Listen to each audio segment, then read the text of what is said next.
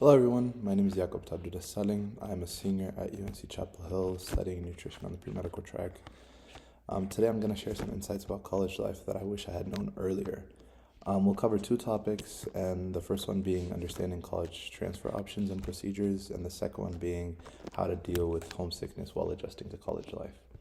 So, with understanding college transfer options and procedures, let's first break down what exactly transferring colleges is.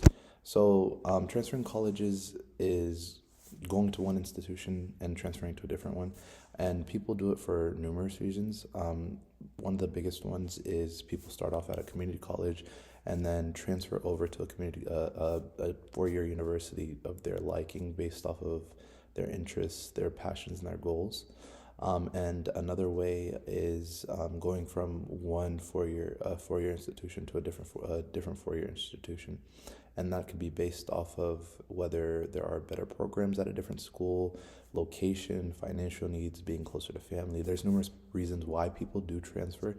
I personally had a friend that just didn't really like the vibe at Chapel Hill, and he felt as if he would thrive somewhere else with the environment around him. And so he decided to transfer to a different school. So there are numerous reasons why people transfer. Some additional ones are financial consideration. If there's scholarships at a different institution that provides more scholarships, or if there's one with lower tuition. Some schools may have specific majors or better facilities that a student would be more interested in compared to their current institution that they're at. And again, like I said, proximity to home and also campus culture is also another thing. So some key steps in the transfer process would be research being the main one. Making sure you're looking into schools they're really interested in and checking the transfer requirements. There are some transfer requirements, and this differentiates between school to school. It can differentiate between if there's gen eds that you need to get rid of before you're trying to transfer. Some require science courses, some require math courses. It all just depends on what school you're trying to transfer to. So making sure that you know what the transfer requirements are, and talking with an advisor is very important, both at your school, at your current school, and the school you're trying to go to, and understanding the credit transfer policies, and articulation agreements between the schools.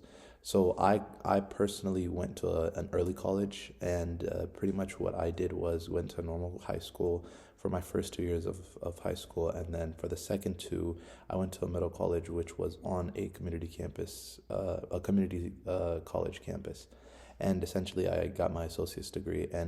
But because it was at a community college, some institutions did not transfer all of my credits over.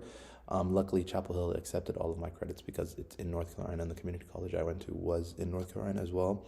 And that's also a big thing. Community colleges typically do transfer all credits if it's a public institution within the same state. So that's a big thing to think about. Some private institutions won't accept any, and if they do, they'll probably accept only a small amount.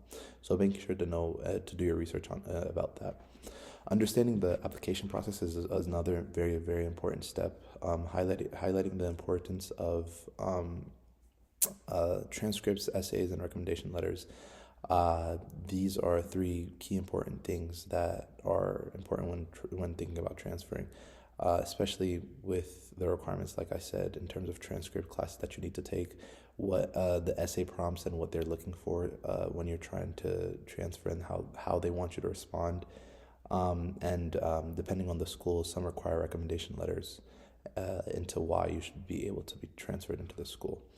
Deadlines is also another big thing. Some students I know miss deadlines whenever they were trying to transfer schools, and getting on top of it soon if you do plan on transferring is a big thing. Another thing I would encourage is to visit and connect with the community there if you're trying to transfer.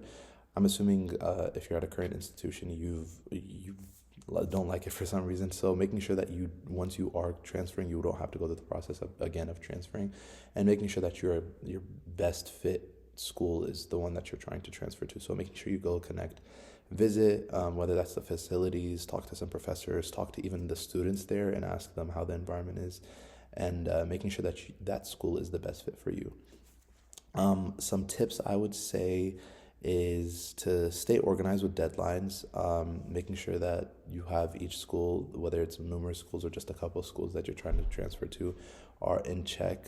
Talk to your current advisors at this current school that you are at, and the advisors that you're going to be at. The advisors there can also definitely help you, and understand deeply like what the reason is why you're transferring, making sure that it's a valid reason, and two, that the reasons that you are transferring to a different institution, that institution has those justifying values and I guess characteristics.